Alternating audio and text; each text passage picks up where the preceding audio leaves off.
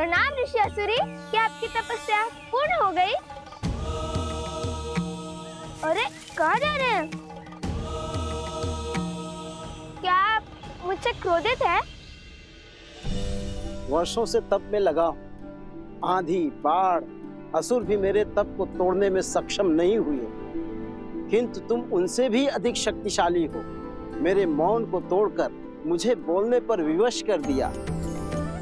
कौन हो तुम बालक? पता चलेगा, किंतु मकरासुर से सामना करने के बाद देखते हैं किसे पिता कहकर पुकारता है वो। तुम विवाहित हो? ना ना ना ना ना, हम विवाहित हैं और ना श्री राम के भक्त हनुमान जी।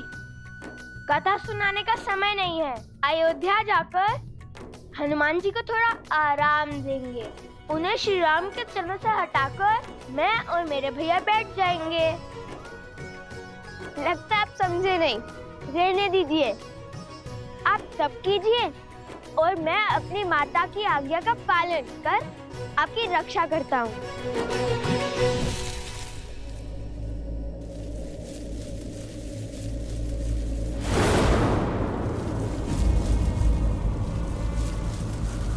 ये वृक्ष तो सूख रहा है। अर्थात मकरासुर निकट है। ये उसी का प्रकोप है।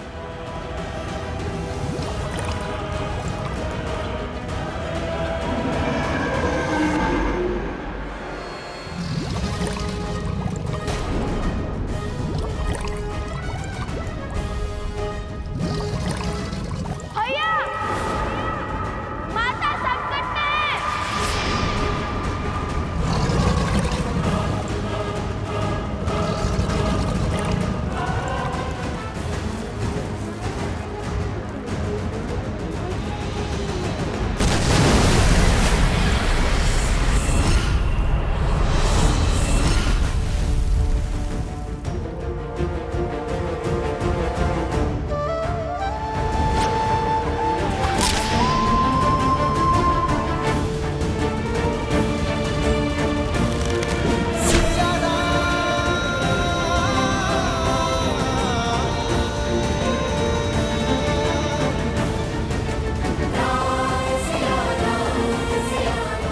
सीते, माता, माता,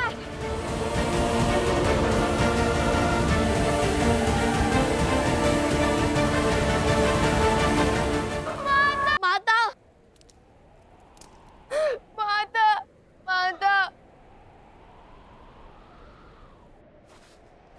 ये कैसा अनर्थ है पिताश्री?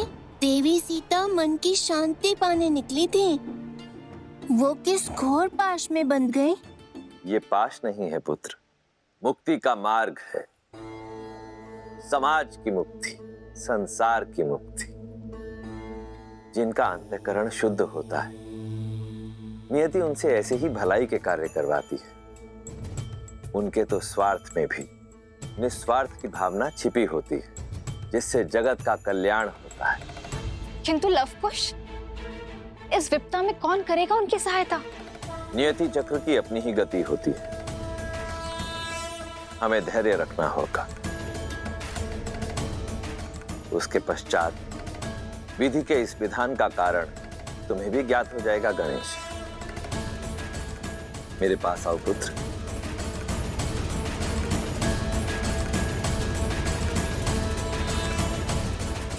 वन देवी, वन देवी, माता, वन देवी।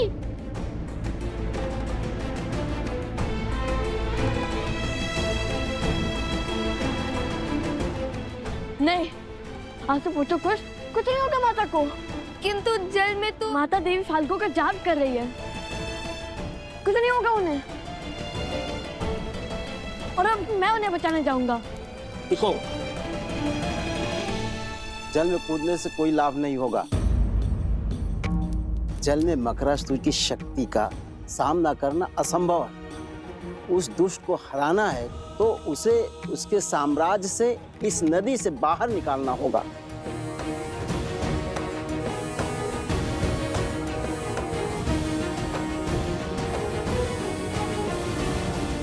अभी तक अधर्म की विजय हुई नहीं है, किंतु धर्म के पास समय कम है। हर गिरते पत्ते के साथ मकरासुर की शक्ति और उसका प्रकोप बढ़ रहा है। शीघ्र तुम्हारी माता को इस विषैले जल से बाहर निकालना होगा।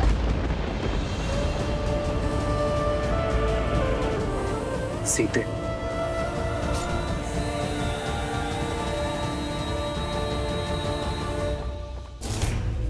ये अस्त्र अगर इसको चीर सकता है, उसको भी मार सकता है। ये आज स्पष्ट हो गया कि ये नर है, नारायण नहीं।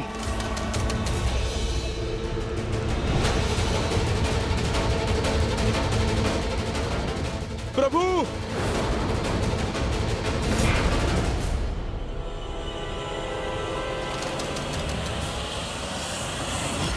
आप ठीक है ना प्रभु? मन बार बार किसी अनिष्ट की ओर संकेत कर रहा है हनुमान, किंतु युद्ध भूमि में लड़ रहे योद्धा को संसार की कोई उलझन उलझा नहीं सकती। यह धर्म युद्ध है, तन और मन दोनों छोड़ने होंगे। किंतु अंगद नहीं लौटा हनुमान, वो अवश्य ही किसी संकट में है। जाओ हनुमान और अपने शिष्य की सहायता कर। प्रभु, किंतु मैं आपको छोड़कर कैसे? बड़ा मायावी है ये चंद्रबाहु। चाहे आप जितने भी प्रहार करो, क्षण भर में इसका घाव भर जाता है। उसकी शक्ति हमारी सेना पर भारी पड़ रही है। पाप पुण्य पर हावी अवश्य हो सकता है हनुमान, किंतु उससे जीत नहीं सकता। जब समस्या का समाधान ना निकले तो दृष्टि नहीं, दृष्टिकोण बदलना चाहिए। जब समस्या का समाधान ना मिले तो दृष्टि नहीं, दृष्टिकोण बदलने की आवश्यकता होती है। यही कहती है ना हमारी माता।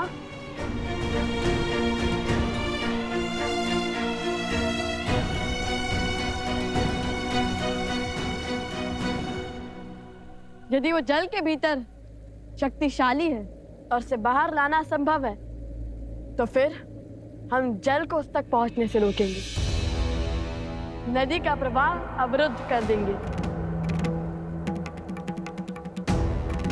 ये कैसे होगा लव? मुझे तो ये युक्ति भी असंभव लगती है। यह भैया के मुख से निकली बात कभी असंभव नहीं हो सकती।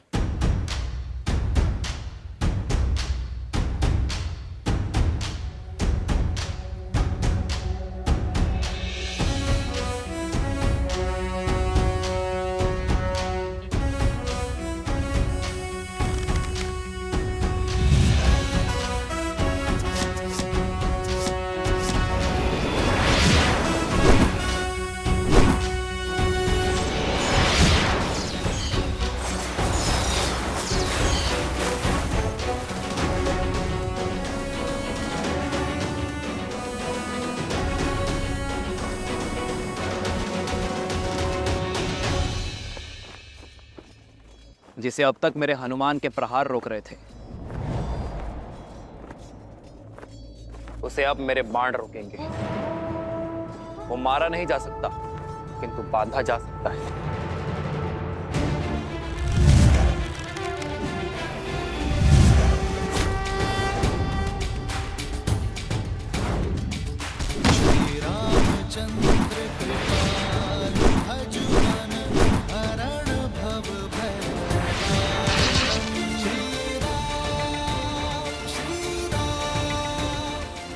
जाओ हनुमान, शीघ्र अतिशीघ्र अंगद को खोजो। जो आज्ञा प्रभु। जाओ।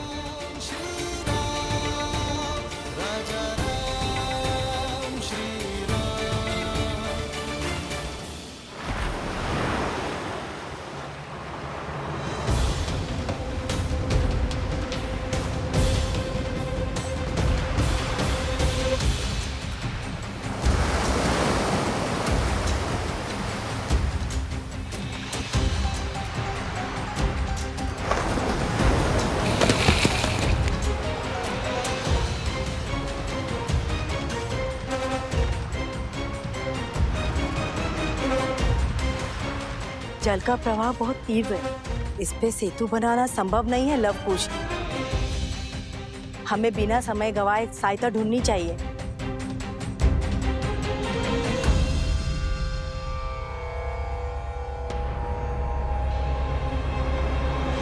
अब हरी पत्तियां कुछ शेष ही रह गई हैं।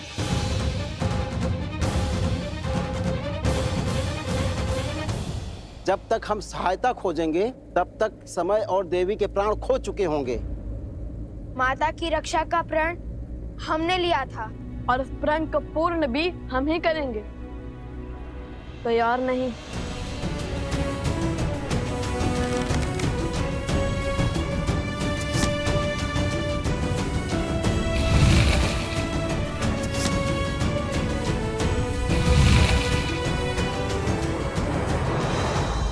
आप सब हर बाण पर राम नाम लिखो। राम नाम में शक्ति है, वो सेतु बना सकता है, जल आश्रम तक पहुंचा सकता है, तो जल को रोक भी सकता है। अति उत्तम कुश, हम बांध को दोनों छोर से बनाना शुरू करेंगे और बीच में आ मिलेंगे। इससे नदी का प्रभाव बीच से निकल जाएगा और किसी एक और अधिक दबाव भी नहीं बनेगा।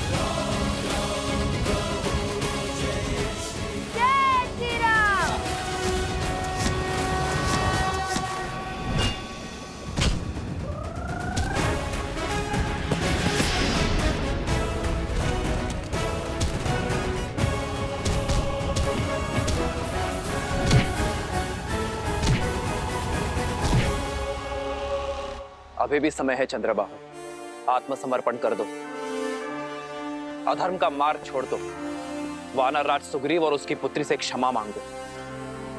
यदि उन्होंने तुम्हारे दुस्साहस को क्षमा योग्य माना तो ये युद्ध अभी इसी क्षण समाप्त हो जाएगा। तुम्हें दंड अवश्य मिलेगा, किंतु तुम्हारे प्राण बच जाएंगे, अपने पापों से मुक्त हो जाओगे तुम और तुम्हारे शब्द। पहले मेरे पिता की माया, फिर उनके शब्दों ने तुमसे तुम्हारा बल छीन लिया। जो जो वचन तुमने अपनी पत्नी को दिए थे उन सबको तोड़ने पर विवश कर दिया। मैं सदा और अपने परिवार का पोषण और कल्याण में रत रहने का वचन देता हूं। मैं सदा निष्ठावान रहूंगा, आपके या आपके परिवार पर आने वाली हर संकट की ढाल बनूंगा।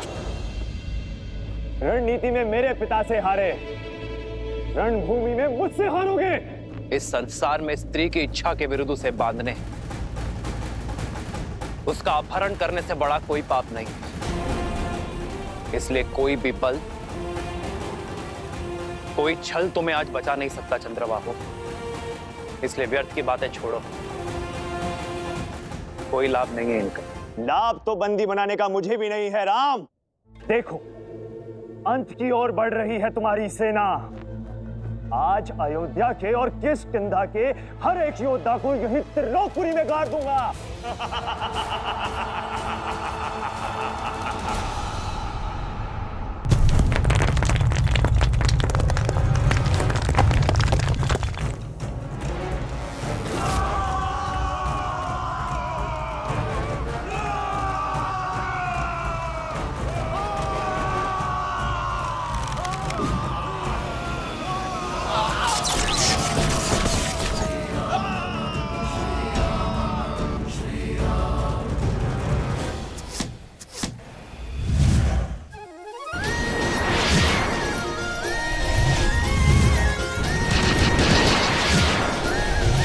आपके लव कुश आ रहे हैं माता। तनिक धैर्य और माता, बाण बनने को है।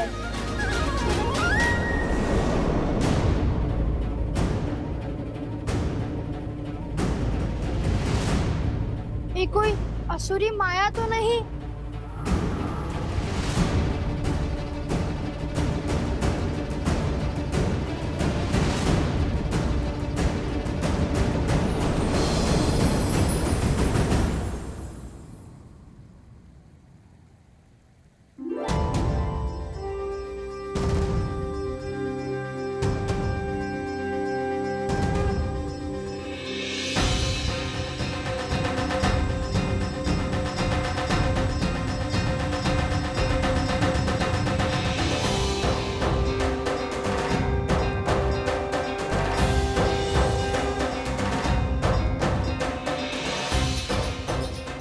की शीतलता और तन की सौम्यता से तो देवी लग रही है। देवी फल्गु, ऋषि असुरी का प्रणाम स्वीकार करें। देवी फाल्गु?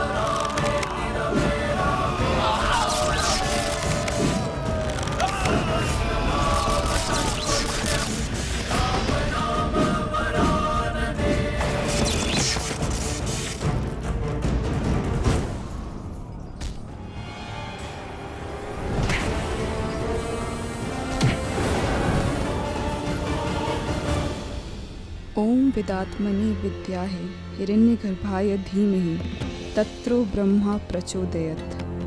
ओम विदात्मनि विद्याहे हिरण्यगर्भाय धीमहि तत्रो ब्रह्मा प्रचोदयत्।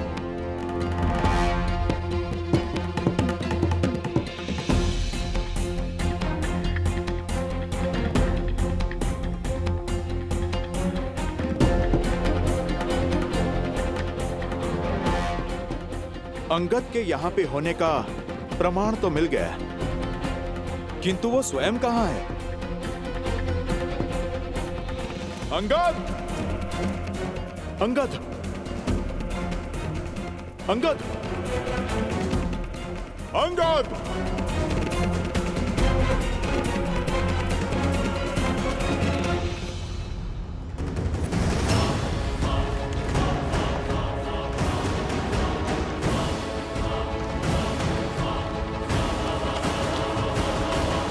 ऋषि असुरी, ये बांध कभी पूरा नहीं हो सकता।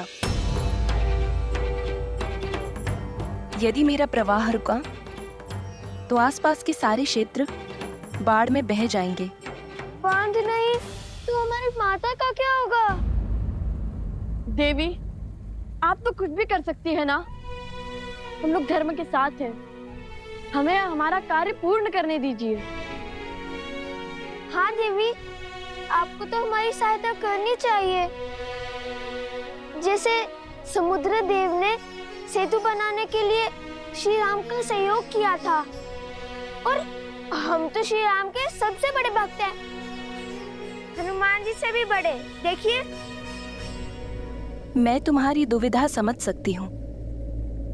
कर पाती तो सहायता अवश्य करती, किंतु सत्य यही है, मेरे प्रवाह को रोका नहीं जा सकता। आप तो स्वयं माता है, आपके कारण जीवन है।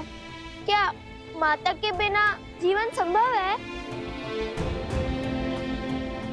श्री राम के धनुष पर ब्रह्मास्त्र चढ़ चुका था। समुद्र देव की क्षमा याचना के बाद उत्तर में ध्रुमकुलिया की ओर छोड़ना पड़ा, जहाँ राक्षसों का अधर्म शिखर पर था। उसी प्रकार आप भी अपना प्रभाव मोड़ दीजिए ना। बहाना ही है तो धर्म के बल से अधर्मियों को बहाइए।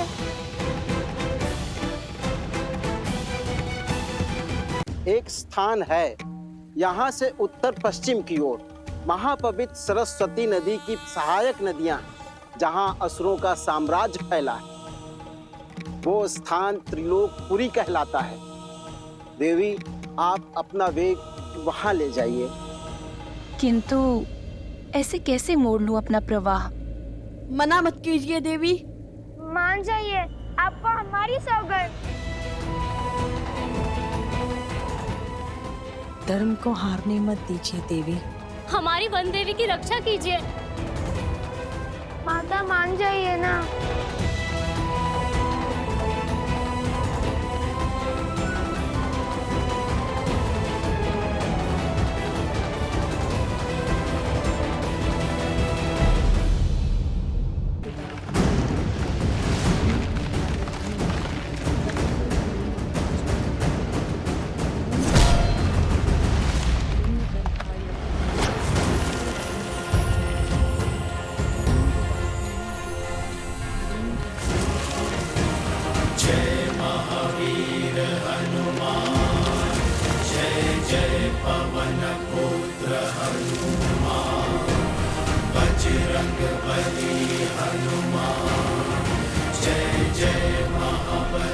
जय श्री राम।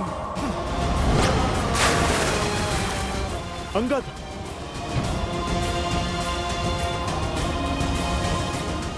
अंगद, अंगद, अंगद, तुम ठीक हो?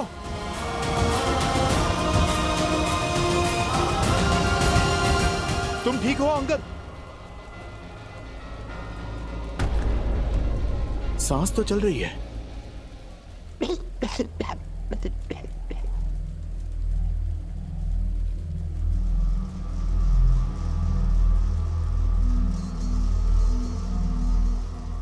उसे रोकिए,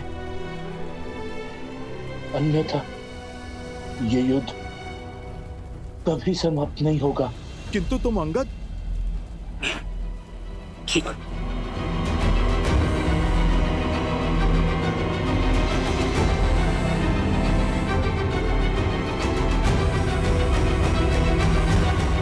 ऋषि असुरी, ये बांध कभी पूरा नहीं हो सकता।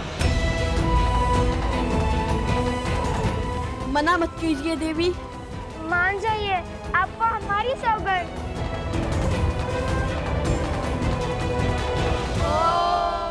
मधुजक्ता हितायने मधु रक्षन्ति सिन्धवा वादी विना संतो वसी मधुनक्तो तोसो मधुपाती वरज।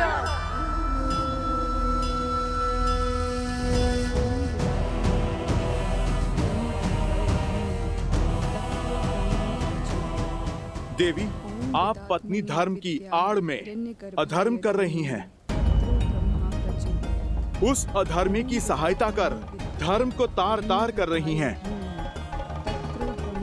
आपके पति ने एक नारी के विरुद्ध अधर्म किया है। देवी, आप रुक जाइए, यह मंत्र बंद कीजिए।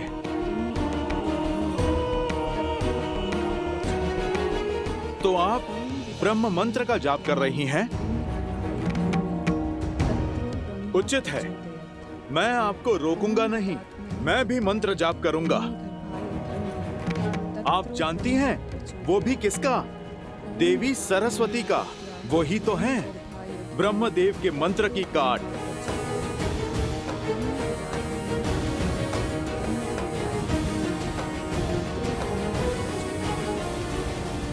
हे देवी सरस्वती, आप उपकार करें, जो यहाँ की सूखी नदियां हैं उनमें उफान भरे।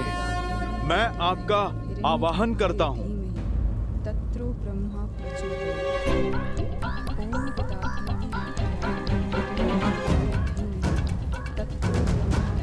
माता, आप आइए ना, बहा के ले जाइए इन असुरों को और इनके साथ चंद्रबाहु को भी। इससे पूर्व कि मैं मंत्र जाप आरंभ करूं और यहाँ की सूखी नदियों का उफान आपके चंद्रबाहु को बहा कर ले जाए। देवी, आप रुक जाइए, मैं आपको वचन देता हूँ, उसे मृत्यु नहीं, प्रभु श्री राम के हाथों मोक्ष मिलेगा। और देवी, यदि माता सरस्वती का वेग उसे बहाकर ले गया तो वो जहाँ जाएगा मैं उसे बिना अन्न जल के वहीं बांध दूंगा। जीवित रहकर भी मृत का जीवन जिएगा आपका पति।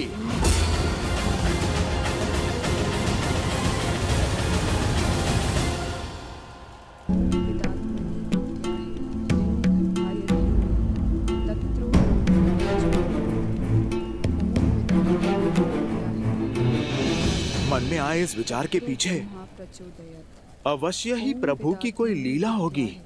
चलो माता सरस्वती से ही सहायता की गुहार लगाई जाए। जय मां सरस्वती, मैं आपका आवाहन करता हूँ।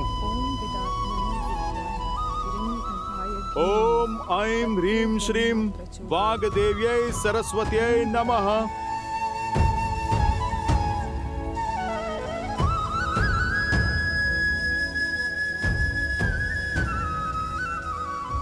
महापवित्र सरस्वती नदी की सहायक नदियां हैं, जहां असुरों का साम्राज्य फैला है। आप अपना वेग वहां ले जाइए।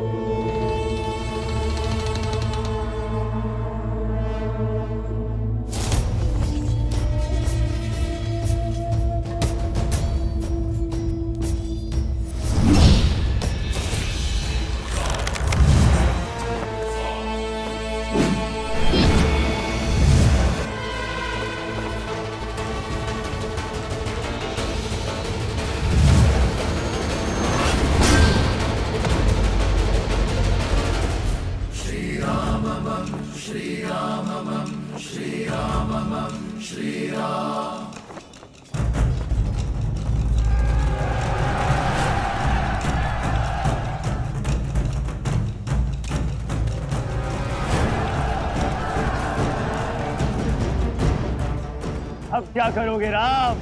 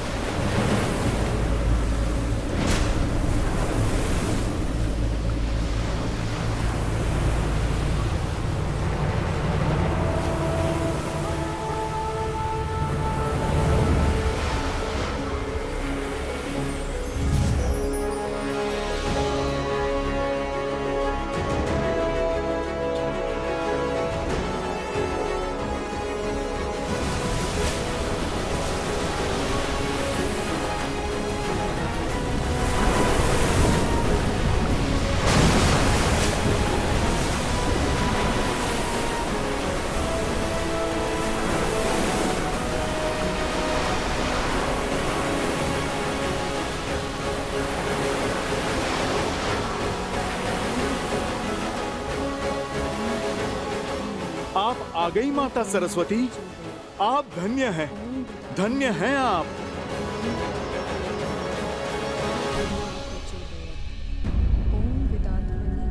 देवी, आपको माता सरस्वती के आने की गड़गड़ाहट सुनाई दे रही है? आप रुकिए, मैं अभी आपको स्पष्ट सुनाता हूँ।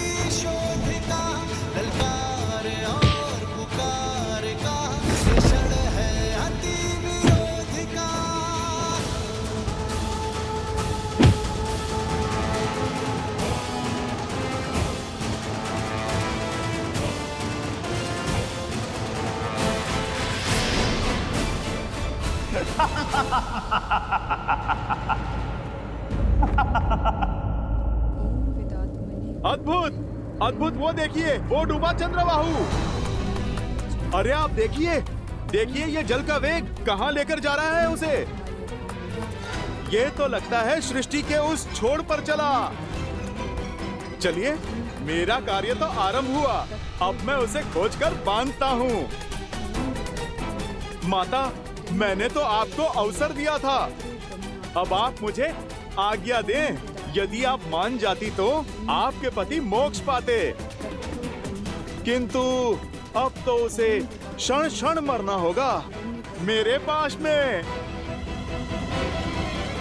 स्वामी,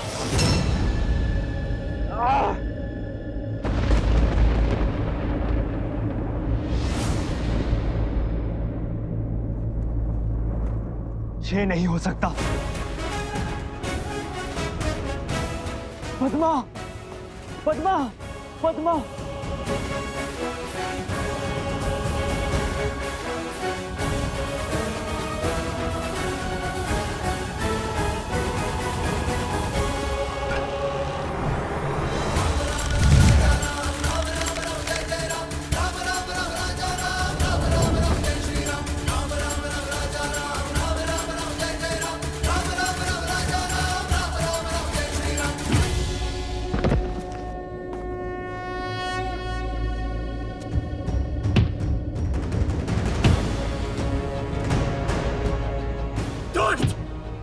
दुराचारी!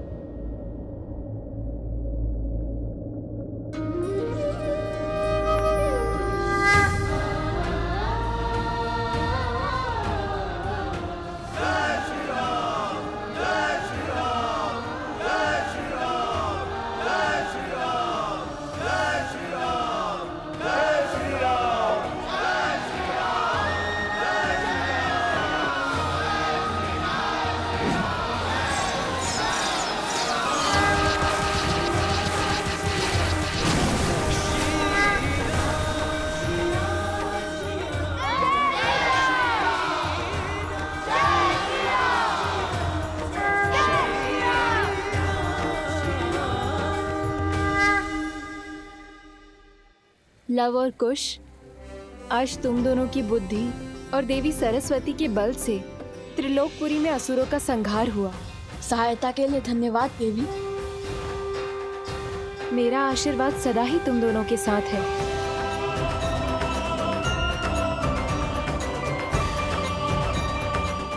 धन्य है वो माता पिता जिन्हें तुम जैसी संतानें मिली।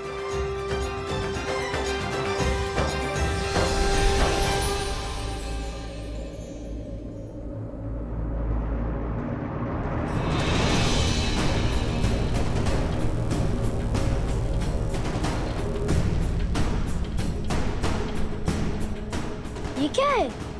मकरासुर का महल। कहा था ना मैंने, दृष्टि नहीं दृष्टिकोण बदलो, फिर असंभव भी संभव हो जाएगा।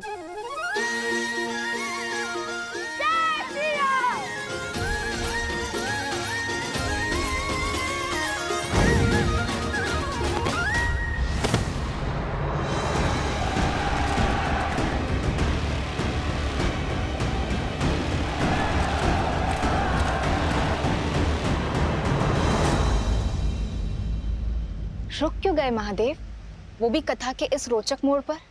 रुका मैं नहीं गौरी, रुका तो बुद्धि के देवता गणेश के विचारों का प्रवाह है। गणेश, किस विचार ने घेर लिया तुम्हें? माता, हनुमान जी ने माता सरस्वती का आवाहन किया और बाढ़ आ गई, असुरों को अपने साथ बहा ले गई।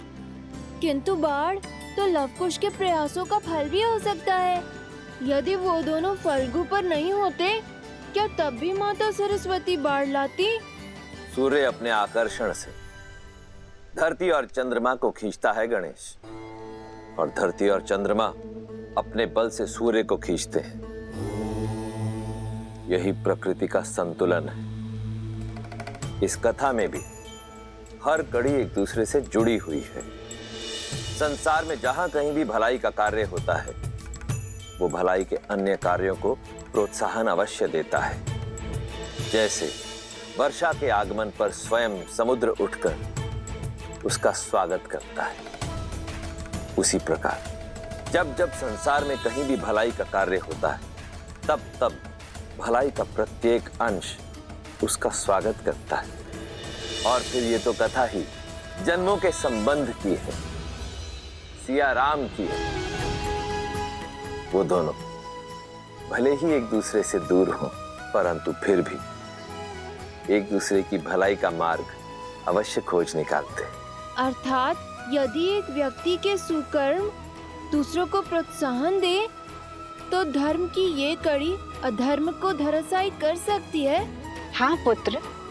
अद्भुत, समझ आया। अब आगे की कथा सुनाइए ना पिताश्री। अवश्य।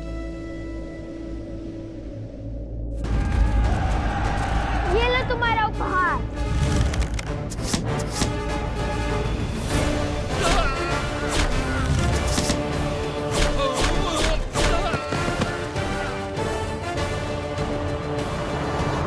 समय निकलता जा रहा है और मकरासुर की शक्तियां बढ़ती जा रही हैं।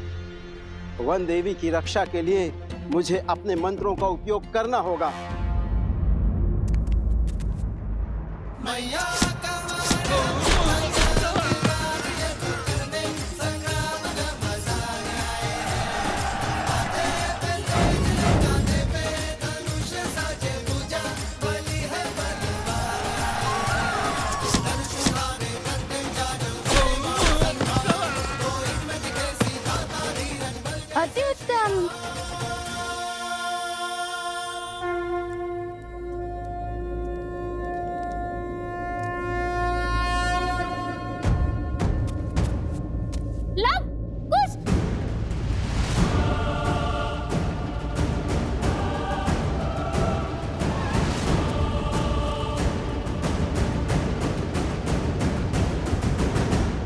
हमें उनकी सहायता करनी होगी, किंतु कैसे?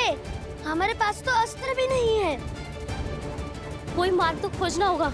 हमारे तीर समाप्त होते जा रहा है, क्या करेंगे? शक्ति के साथ साथ युक्ति भी लगानी होगी कुछ। हमारे बाण समाप्त होते जा रहे हैं, किंतु ये असर नहीं।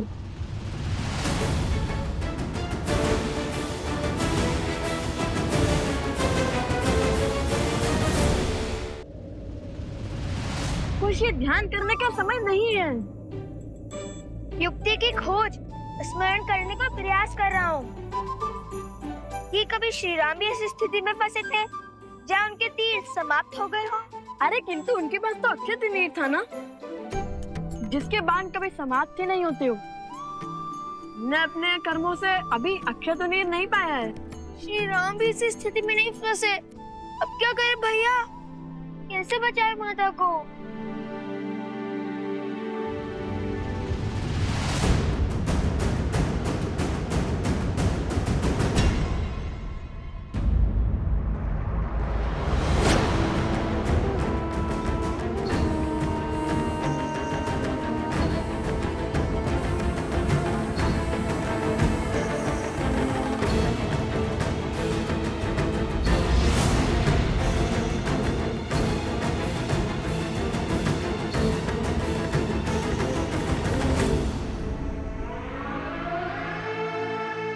दाओ मकरासुर, तोड़ो सीता का तप। ये तप ही है जो धर्म को बल दे रहा है। ये टूटा तो हमारी विजय और इसके पुत्रों की मृत्यु निश्चित है।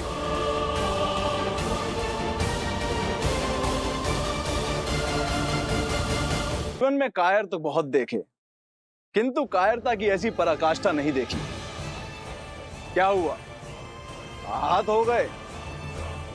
धर्म को हराने की, धर्मात्मा को मारने की बड़ी बड़ी बातें तो करते हो, किंतु स्वयं कभी शस्त्र नहीं उठाते। यह कायरता नहीं तो और क्या है?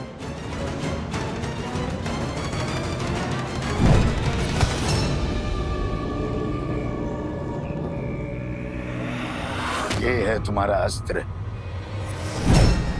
और ये है तुम्हारे सेनापति।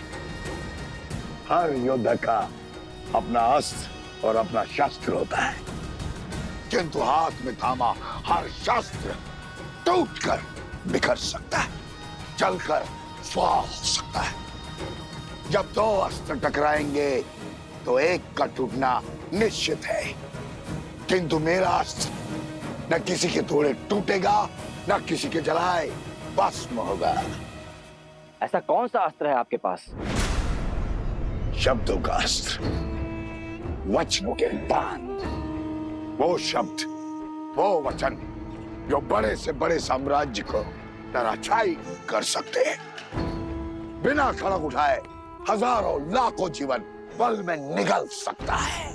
तलवारों की दिशा बिगाड़ सकते हैं मकरासुर, किंतु शब्दों की नहीं। अति उत्तम। लगता है रघुवंश की आहुति देकर संसार का सिंहासन संभालने के बाद मुझे तुम्हें ही अपना मंत्री पद सौंपना होगा। दो आज्ञा महाराज, किंतु पहले सीता का तप तो भंग कीजिए। उसके पुत्रों को अपने मार्ग से तो हटाइए। उनका अंत तो यहाँ होगा, मेरे साम्राज्य में। और रही बात सीता के तप की, तो लो अभी तोड़ देता हूं।